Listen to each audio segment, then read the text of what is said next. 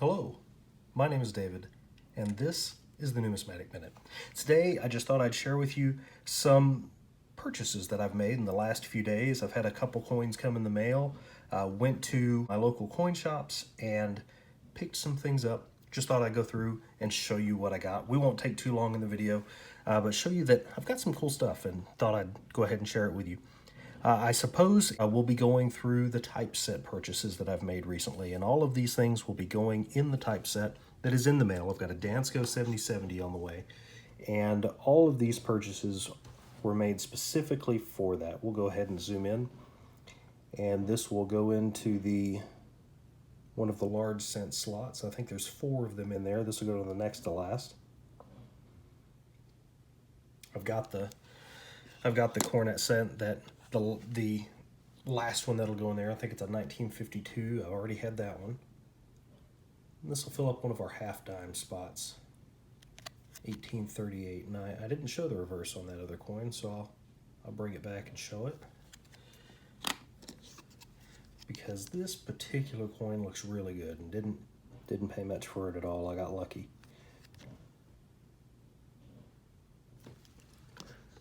Really good looking copper set, and I think I'm developing a fondness for early coppers, which I know can be dangerous when you get into the 1700s. You can spend as much as you want to, but not as little as you want to.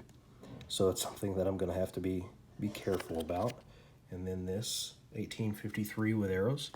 And like I said, we're going to go in order of age. So I also picked up this Seated Liberty 1853 with arrows, with rays, and that is an awesome reverse. I think out of the coins that I have, this may very well be one of my favorite, if not my favorite, that I picked up in the last few days. So really like that one. I've got another half cent, and this one's from 1862, I believe. There we go, 1862 half cent.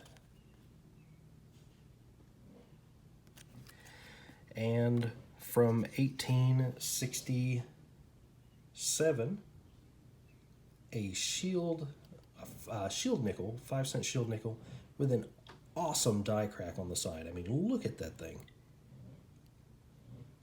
This one is the other coin that if I had to pick a favorite from the purchases that I've made, this one is awesome. Some of that die crack goes down into some of the leaves that are here on the side.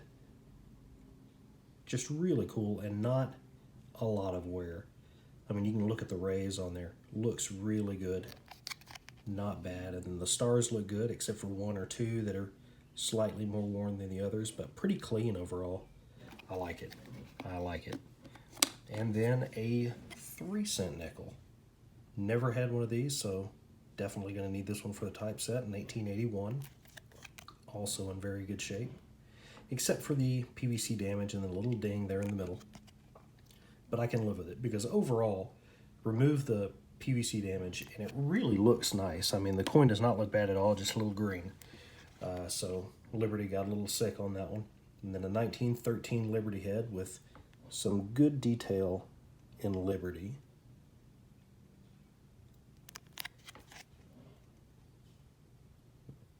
Really nice coin. Excited to add that one to the typeset as well. Then we go into the half dollars that I picked up. And then a nice 45 Walker with some nice luster on the back.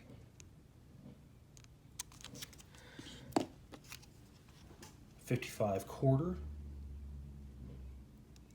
Also some good luster. A little bit of a ding on Washington's cheek, but other than that, not bad. How about the toning? That rim toning on there looks really nice. Glad to add that one to the set. And then a 61 Franklin with some edge toning on there as well.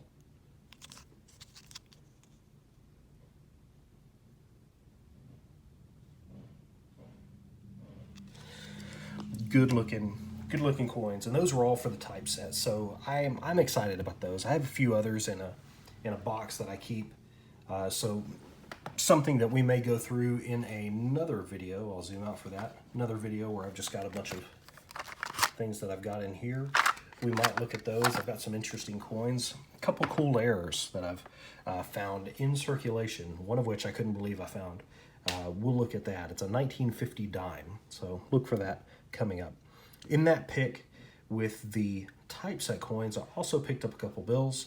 A very unimpressive, and this is not the bill that I picked up. This is what I replaced, but just a 57B uncirculated silver certificate, because I do have some paper money, and this one had a nice tape stain right over the front of it, and just didn't want that one in my collection. So I went ahead and picked up another one that was also uncirculated, looked very, very nice, and did not have a tape stain on it. Coincidentally, also a 57B.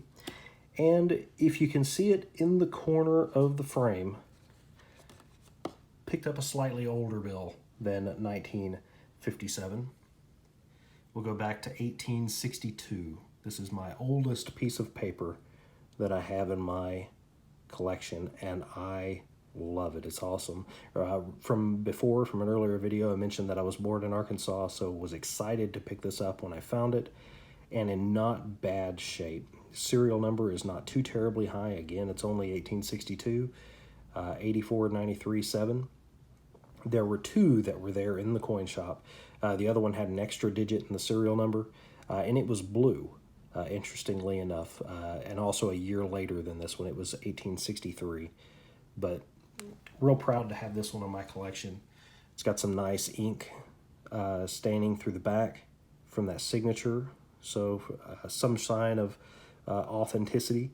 So I feel good about this purchase. I feel like it's authentic and just a great piece to have in the paper money collection. So that's awesome. Along with the copper cents, got to be careful because I could go off the deep end wanting to collect the Confederate notes as well. Today, and a few days ago, and I already did a video from a few days ago, but today I also went crazy trying to fill up more of my Lincoln cent collection, and got a couple cool coins. Got at least one cool coin, and then some others that are just filler. So real quick, without taking too long, I'll just go ahead and hit the high point. If there is one high point out of all of it, we'll go ahead and zoom in, and that is going to be my new 1914D. And I think it looks pretty good. Looks all right. The back, not too terribly worn. There's still some defined lines in the wreath, which is nice to have. Not bad at all. And did not pay. Well, that's nice. Drop the best coin that I picked up today. But did not pay $100 for this coin. And it is definitely well worth well over 100. I think in this condition with what it is, I'll have to double check, but I think we could be getting in the $200 price point, and I did not even pay $100. So excited to have that one and to be able to add it to the collection. And along with that, don't get motion sick, I'll pick up the camera real quick. Along with that, did pick up a few other coins as well to go along with it, and the 1914D is right there. But just kind of went the gamut. There's some older stuff and there's some newer stuff in here. So we'll just take a real quick look. That 1911S, some 12s. Nice to be able to fill up even more of the book. So instead of making you sit through going through all of those and filling those in, I'll go ahead and put those in the book, and then we'll come back and see what else left of the collection. And we've got all of those coins back in the album. Well, not back in, but now inserted into the album. And not a whole lot left that I'm still going to be needing.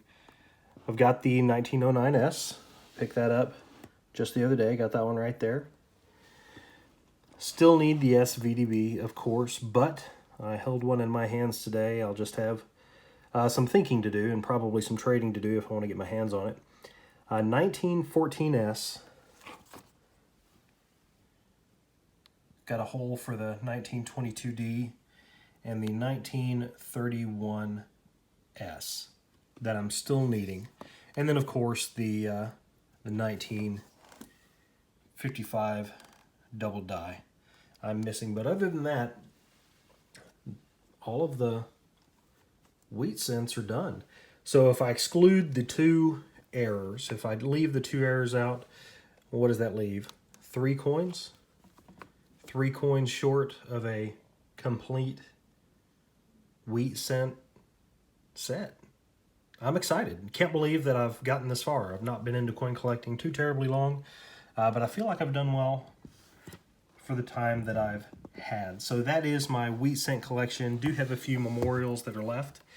I believe it's the some of the large and small dates, and then of course the proofs, if I wanted to go after the proofs. I've got a few of them in here, but not all of them. But almost done with the Lincoln Scent collection. Thank you very much for watching this video on closing in on the Lincoln Scent set. I appreciate you watching and tuning in. If you want to watch me complete it, if you want to see future videos, go ahead and hit subscribe, like the video if you enjoyed it, and leave a comment in the comments box below if you have anything to comment on the collection or any of the coins for the type set that you saw today. Thank you again for watching, and we'll see you in the next video.